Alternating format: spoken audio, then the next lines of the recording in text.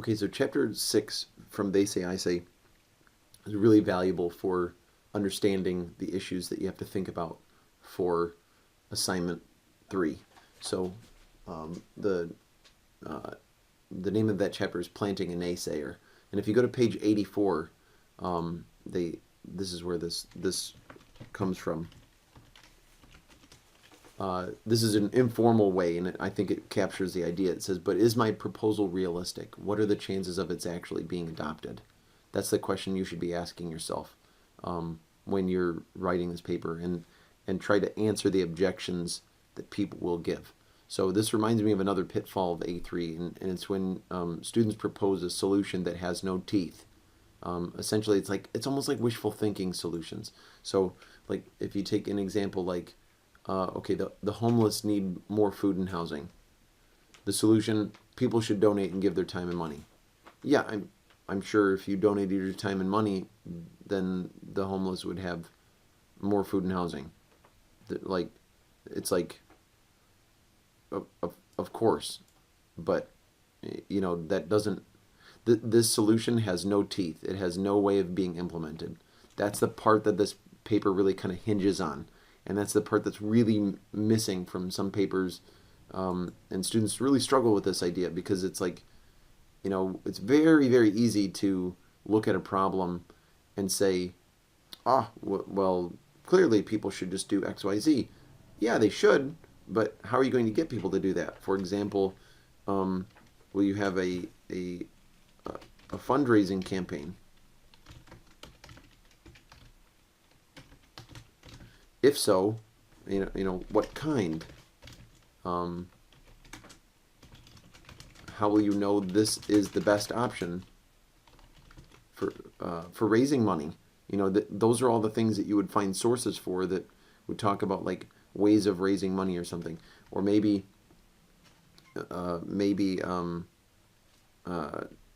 volunteer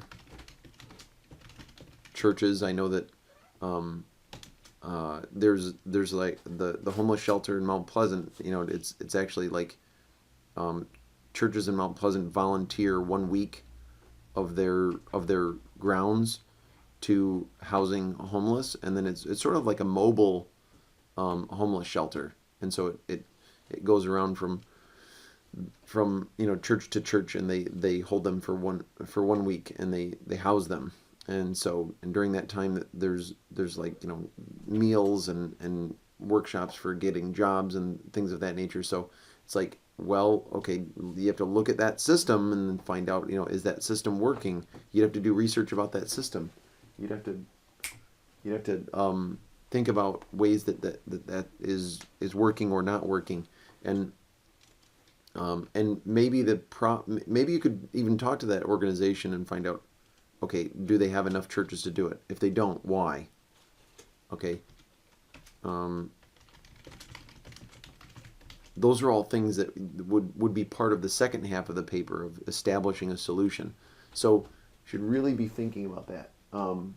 Like, how specific is your solution, and how there is information to establish it and prove that it's actually an issue.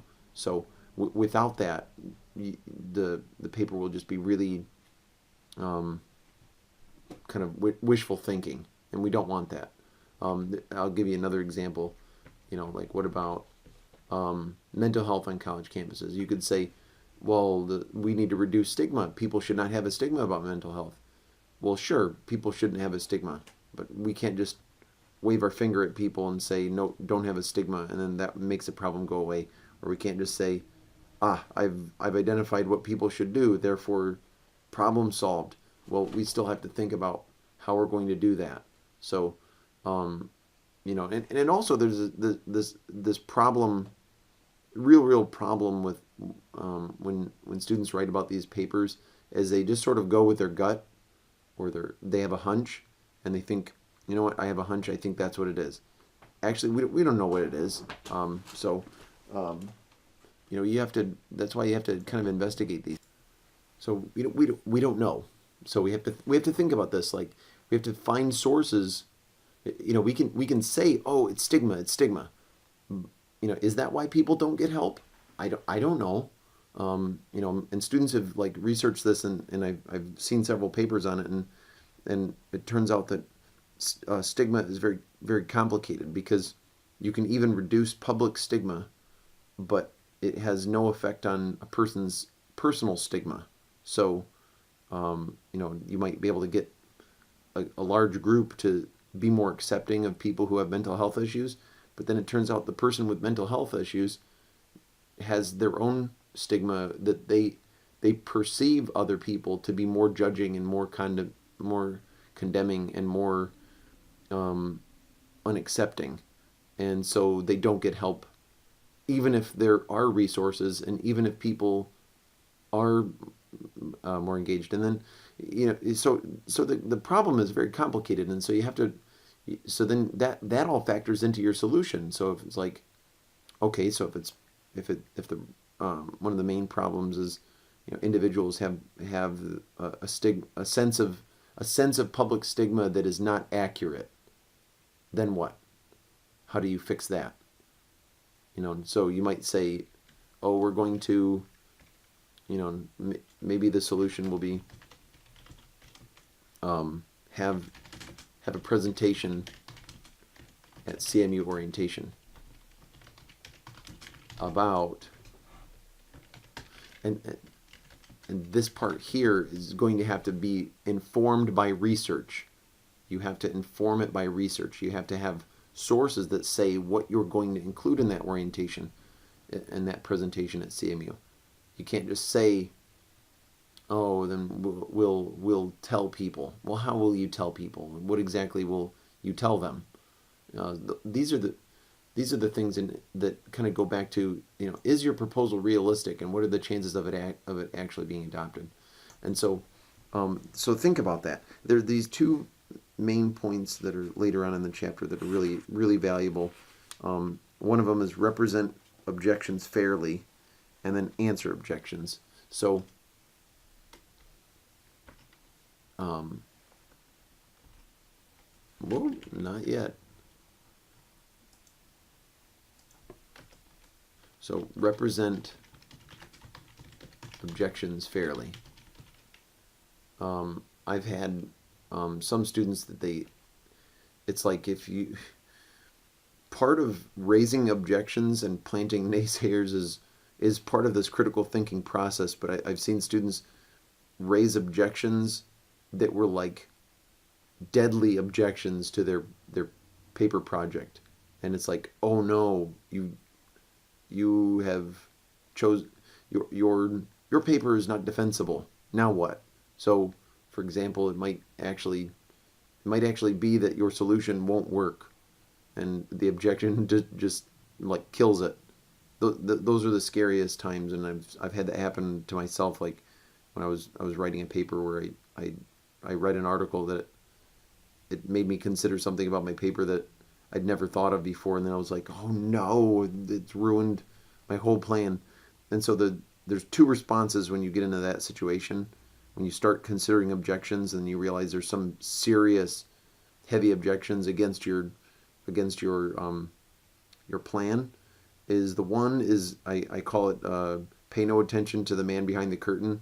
It's this idea, like from Wizard of Oz, when they see that there's a guy behind the curtain, and they say, oh, the Wizard of Oz says, pay no attention to the man behind the curtain, so we can like sweep it under the rug and pretend that that objection doesn't exist. That's not good. It's not respectable, and it's not something that any of us want. It's not anything that's going to get us to wake up in the morning and look ourselves in the mirror and know that we did our best. Is to hide and to obfuscate and to obscure the untenable nature of what we're proposing, and the flaws in our reasoning and the gaps in what we're talking about. That's not okay. So we don't. So approach one. Pay no attention.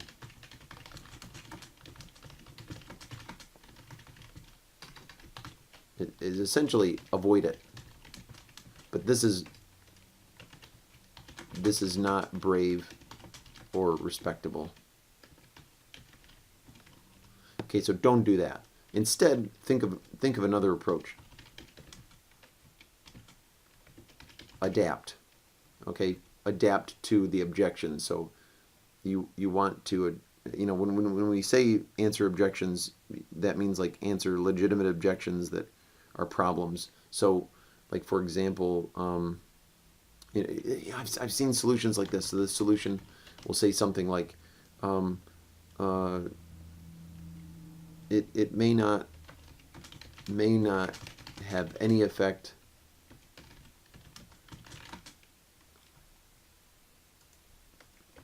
in the short term, but eventually it may lead to results. That sounds really nice, but what kind of research do you have to back yourself up? How do we know that that's even going to work? I hear this argument in recycling. People say, well, recycling isn't profitable yet, like because currently recycling is almost entirely subsidized by the government. Like we need tax dollars to be able to make recycling work because there's no money in it. If there was money in it, if there were money in it, you wouldn't be able to stop people from recycling. Companies would be like looking around for people's discarded stuff, and they would be looking at it. I mean, there's a little bit of money in recycling as far as like, companies want to be able to show that they're green, and so they'll say this uses like 20% recycled material, blah blah blah. It's like, okay, well, so the thing is, like, we can't propose a solution and say, oh, but if we advance recycling technologies, then eventually it will get better, and it may lead to results. Well, maybe, but we don't know that, and so that's something. And I'm not trying to rip on recycling or anything, but like I read a student paper about recycling that was talking about that, and it was just like, we need to recycle more, and if we do this and this and this. And the funny thing was that was at the proposal stage, and when I actually got to sit down and look at the paper, I realized that there was like no information about what CMU is currently doing.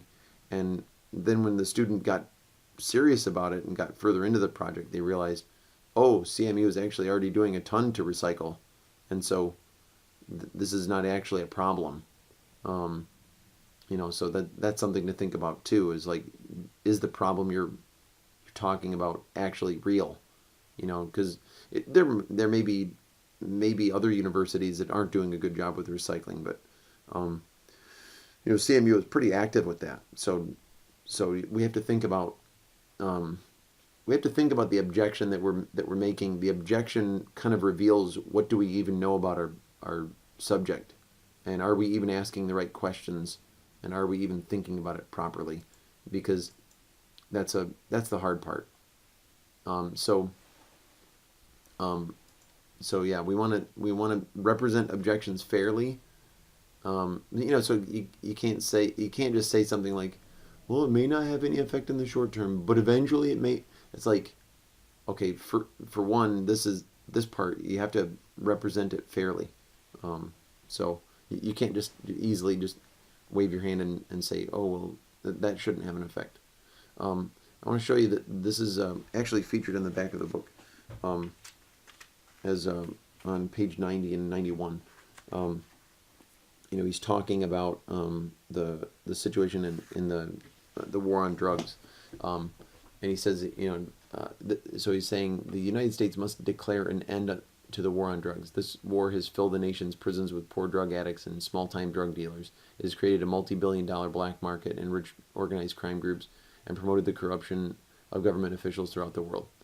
And it has not stemmed the widespread use of illegal drugs. By any rational measure, this war has been a total failure. So, this is a guy's, opinions that are posted online. I believe they're from thenation.com. And so I think Eric Schlosser has written a lot about this. He wrote a book called Reefer Madness. It's about the history of marijuana laws and stuff. So you'd have to look at his individual sources for that. but I think he has legit sources to back these things up. So this kind of language, appropriate for a website, and also a person who's a known kind of expert about that topic, or has a book or something. But for the rest of us lowly peons, we have to think about how we can get people to believe what we're saying is actually a problem. And so you'll need sources beyond just saying that the prisons are filled with poor drug addicts and small time drug dealers. And is it a multi-billion-dollar black market? Is it enriching organized crime groups? I mean, probably no doubt about it, but we need to have more data. So here's a solution he comes up with. So he says, we must develop public policies on substance abuse that are guided not by moral righteousness or political expediency, but by common sense. The United States should immediately decriminalize the cultivation and possession of small amounts of marijuana for personal use. Marijuana should no longer be classified as a Schedule I narcotic, and those who seek to use marijuana as medicine should no longer face criminal sanctions. We must shift our entire approach to drug abuse from the criminal justice system to the public health system. Congress should appoint an independent commission to study the harm reduction policies that have been adopted in Switzerland, Spain, Portugal, and the Netherlands. The commission should recommend policies for the United States based on one important criterion: what works. In a nation where pharmaceutical companies have advertised powerful antidepressants on public billboards and where alcohol companies run amusing beer ads during the Super Bowl, the idea of a drug-free society is absurd. Like the rest of American society, our drug policy would greatly benefit from less punishment and more compassion. So this is his stance. So in the book it says he hasn't planted any naysayers in this text. So it recommends that you do that for him, and that's a part where you have to imagine what would people say against this. What would people say in response to the arguments that he's making, and what would be the parts of it that might not be good. For example,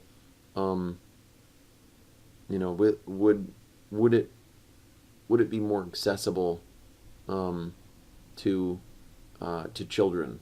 Because there's a lot of evidence that marijuana consumed before the age of 21 has permanent effects on your neurology and the way that your brain operates in somewhat negative ways. So then, is it possible that things that are legal are more likely to be put in the hands of children? I don't know. For example, tobacco smoking is legal if you're older than 18, but I don't know what the rate of adolescent smoking is. I know a lot of people that started smoking well before the age of 18, and that's